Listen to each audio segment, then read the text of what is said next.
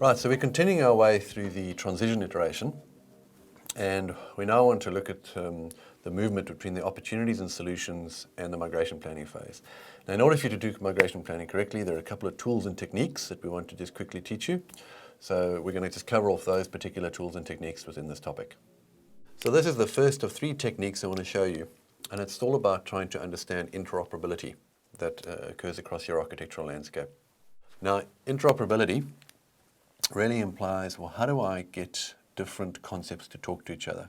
You know, let's say multiple systems need to talk to each other. So I've got logistic systems that need to talk to my customer information system, which might need to talk to an invoicing and payment system. So, you know, often when we refer to interoperability, that's, you know, most people kind of pigeonhole it down in the technology space, but interoperability also kind of sits up at a higher level as well of how you interact from a process perspective. So one of the tools that you can use as well, and I'll just demonstrate lightly, is an interoperability matrix. And we will deal with a variety of concepts. And the thing with these types of matrices, by the way, is that in actual fact you can use them for any of the domains, whether it's business, data, application, or technology. The example I'm going to take you through now, let's use it for an application landscape. All right, so I got a couple of applications here. And this might be a future state of my applications. Now, bearing in mind this is a matrix, which we've identified in our views and viewpoints as one of the artifacts that we can produce. All right, so you have a catalog, and you have a matrix, and you have a diagram. I'm going to use a matrix to begin to identify these concepts. So I'm only using one building block here, and this will be an application or a logical application. And I'm trying to understand, well, how would they need to communicate with one another? And really what you've got here is, in effect, you can't have A communicating to A, so we just draw a line through those. But I can have A communicating to B. So is there any interaction that needs to occur between A and B? And I'm beginning to understand sort of what occurs at each of those levels. In other words, from A to B, what's got to occur at that level? What information must move backwards and forwards? So I could maybe talk about the types of information. So in that intersection, I'm putting all this customer information that must move across.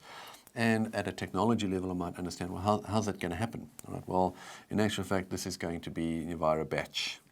A batch, by the way, is something that just occurs at night when we're all asleep. It's an automated process which takes huge chunks of data and shifts them across from one system to another. Now, similarly, down here, I might say, well, how is C going to integrate with D? So here's another one over here. And I might say, well, this is less batch and must occur real time. Now, real time is really just another concept for it's got to be immediate. So this might be an ATM banking transaction, for example. So as you're typing in your details into an ATM environment, it's got to synchronize with your customer information and your balance, and that's got to be real time. So, you know, that might be real time information here. And for example, I might have customer and I might have balance information that might sit here. So what this does is help you build an interoperability matrix, trying to get an idea of how these different components actually interact with each other. This particular example is a logical application interoperability matrix. Now, this particular artifact you could use to help you with sequencing. So you're looking at, well, if one particular logical application component requires information from another, that means that I either need to stub that information or I need to make sure that whatever's creating that information must be up and running first. So it does help you identify sequence. So this is one of the tools that you're going to use to help you identify your sequence across your transition planning. Well, this is the second of 3 techniques that we're taking you through to help you with your opportunities and solutions phase.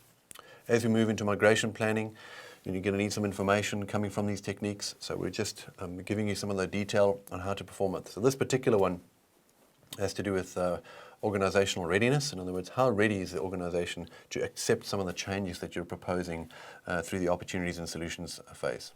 So what we have here is a traditional readiness assessment. TOGAF recommends 1 or 2. The business transformation and enablement program is one of the readiness assessments that they refer to. However, this one is based upon the NASIO model and really looks at a couple of factors around how to determine, is the organization ready for the types of changes that you're proposing? Now remember, architecture traditionally fails because the business is not willing to accept the degree of change. So you can produce the most fantastic roadmaps and the most fantastic blueprints, but if you're unable to get the business to actually change, to accept those, then it's almost seen as a non-successful implementation of your architecture.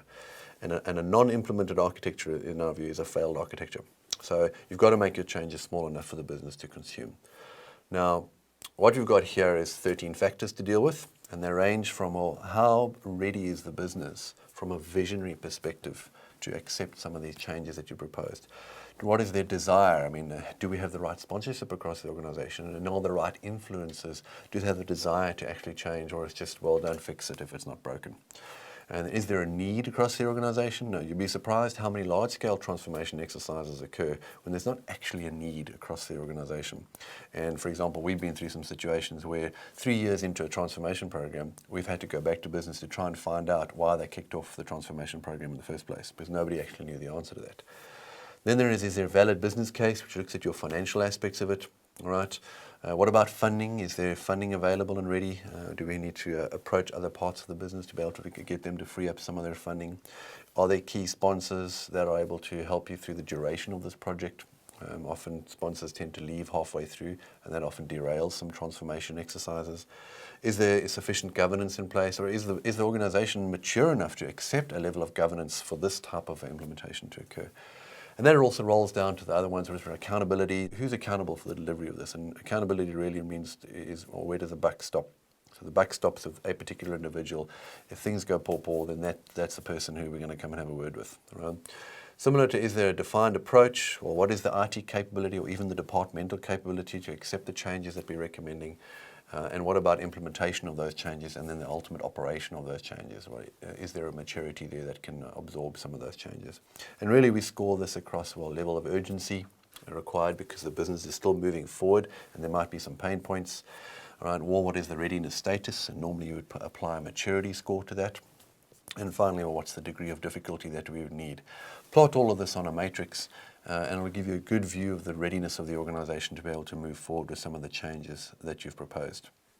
One final point just on the readiness space is within an organization, a principle to remember here is the more you push against an organization or a system, the harder it's going to push back. So be careful on how hard you push an organization, because the amount of resistance that will come back can often derail these types of exercises. Right, we're dealing with the third and final technique used in the transition iteration. And what I want to talk about now is risk management. So one of the techniques that you can use is to take your risks, all right, and plot them across impact versus likelihood. All right? And what you're doing is you're taking certain risks and you're plotting them across this matrix. So for example, we might have a risk which is around reducing market share. So you could, in essence, document that risk over here as a high impact on revenues in the business, and the likelihood of happening if we proceed with that transformational project is quite high. So really that's what you're doing here, is you're looking at the risks in light of the projects that you've identified. Now what you want to do is you want to take those risks, right, and you want to have an understanding of their impact. Well, is it a high risk or a low risk? So right at the bottom here we have risk, and we might have low, and we might have high over here. And over here we'll have value. In other words, how is this impacting the value? Sort of low versus high. And you're taking those risks and you're having an understanding of the impact of those risks on your project landscape. So now you can take your projects and you're plotting your projects on here. And you're getting an understanding of, okay, which of those projects had a high risk, right? Well, here it is. Okay, well, what's the impact of that high risk element sitting on this particular project here, which is affecting the value of my organization? And for example, now you can we often take the bubble size and we use CapEx there, which is a capital expenditure. In other words, there's a large scale investment going into that particular project. So there's high risk coming from this side, and there's also a large CapEx going in there, and there's also a high value to our organization. Well, what that's telling me is that there's a lot of thinking that needs to go around that place. A lot of meetings, a lot of mitigation strategies which need to occur in order to mitigate the risks that are coming out of that particular project. So in summary, some of the techniques that we've looked at an interoperability matrix. We've also looked at a readiness assessment, looking at all the dimensions of readiness, and we've also looked at risk assessment and risk management, and just some of the techniques which you can use as you begin to get an understanding of your transition into the migration planning phase.